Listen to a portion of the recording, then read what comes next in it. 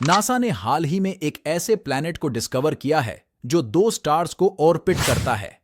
इस प्लैनेट पर आप एक नहीं बल्कि 2 सनराइज और 2 सनसेट को देख सकते हैं।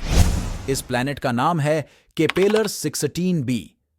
इसे नासा ने 15 सितंबर 2011 को डिस्कवर किया था और इसी प्लैनेट का कुरान की सूरह अल मारिज में जिक्र आया है।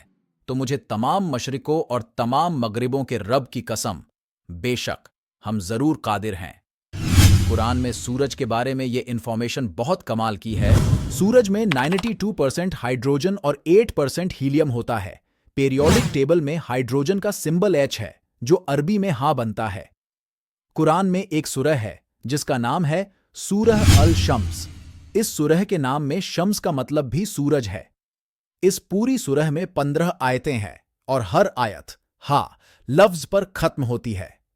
ये कुरान की वाहिद ऐसी सूरह है जिसकी हर आयत हा लफ्ज पर खत्म होती है। ये कुरान की 91 नंबर की सूरह है। और ये जानकर आप हैरान हो जाएंगे कि सूरज भी यूनिवर्स के बनने के 91 मिलियन ईयर्स बाद ही बना था और जमीन से सूरज के बीच की दूरी 91.4 मिलियन माइल्स है, जो कुरान की इस सूरह का नंबर है। सिर्फ यही नहीं, जमीन और सूरज के दरमियान का एवरेज डिस्टेंस 15 करोड़ किलोमीटर है और इस सूरह में टोटल आयात भी 15 ही है। इसी तरह सूरज का टेम्परेचर भी 15 मिलियन सेल्सियस है। सन 1915 में आइंस्टाइन ने जनरल थ्योरी ऑफ रिलेटिविटी को लिखा।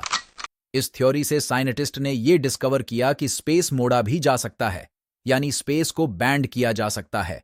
और यही बात अल्लाह ताला ने सूरह अल अंबिया में बयान की है। याद करो, जिस दिन हम आसमान को लपेटेंगे, जिस तरह फरिश्ता नामाए आमाल को लपेटता है, हम इसे दोबारा इसी तरह लौटा देंगे जिस तरह हमने पहले बनाया था। ये हमारे ऊपर एक वादा है, बेशक हम जरूर ये करने वाले हैं।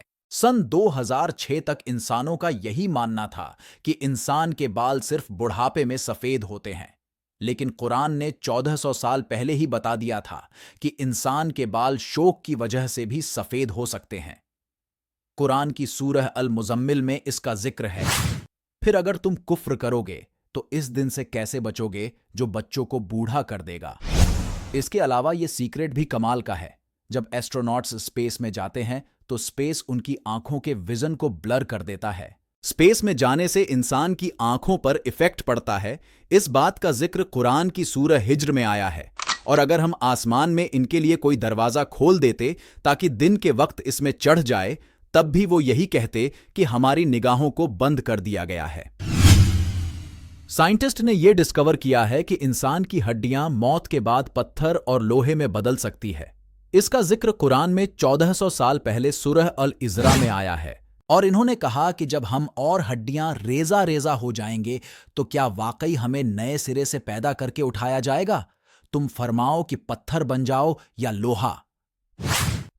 जैसा कि आप जानते हैं कि इंसान की उंगलियों के फिंगरप्रिंट्स जिस्म का सबसे कॉम्प्लिकेटेड हिस्सा होते हैं। हर इंसान की उंगलियों के फिंगरप्रिंट्स डिफरेंट होते हैं। ये बात भी अल्लाह ने कुरान की सूरह क़ियामह में जाहिर की है। क्यों नहीं, हम इस बात पर कादिर हैं कि इनकी उंगलियों के पोरों तक को ठीक कर दें। दुनिया में जो हम लोहा इस्तेमाल करते हैं, ये स्पेस से आया है। आज से हजारों साल पहले लोहा मेट्योर के जरिए जमीन पर आया था, जो एक साइंटिफिक फैक्ट है। और ये बात कुरान ने 1400 साल पहले ही बता दो थी। कुरान की सूरह अल हदीद में इसका जिक्र है। और हमने लोहा उतारा, इसमें सख्त लड़ाई का सामान है और लोगों के लिए फायदे है।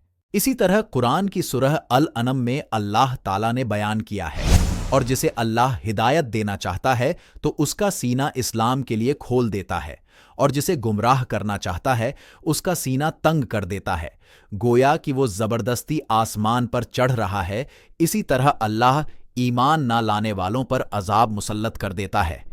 इस आयत पर गौर कीजिए, इसमें बताया है कि इसका सीना तंग कर देता है, गोया कि वो जबरदस्ती आसमान पर चढ़ रहा है। 1400 साल पहले ये किसको पता था कि इंसान जब आसमान पर चढ़ता है तो ऑक्सीजन कम होने की वजह से उसका सीना टाइट हो जाता है। क्या आप जानते हैं कि समंदर में डीपेस्ट पॉइंट तक सनलाइट नहीं पहुंचती? समंदर में सूरज की रोशनी 200 मीटर्स तक ही पहुंच सकती है, लेकिन अगर ये सच है तो फिर समंदर के डीप में जो जानवर हैं वो आखिर कैसे जिंदा रहते हैं? इसके बारे में कुरान की सूरह अल नूर में अल्लाह का फरमान है कि अल्लाह समंदर में वहां भी रोशनी देता है जहां इंसान अपना हाथ तक नहीं देख सकता। साइंस ने यह डिस्कवर किया है समंदर के डीप में ऐसे ऑर्गेनिजम्स होते हैं जो लाइट प्रोड्यूस करते हैं, इन्हें बायोलुमिनेसेंट कहा जाता है।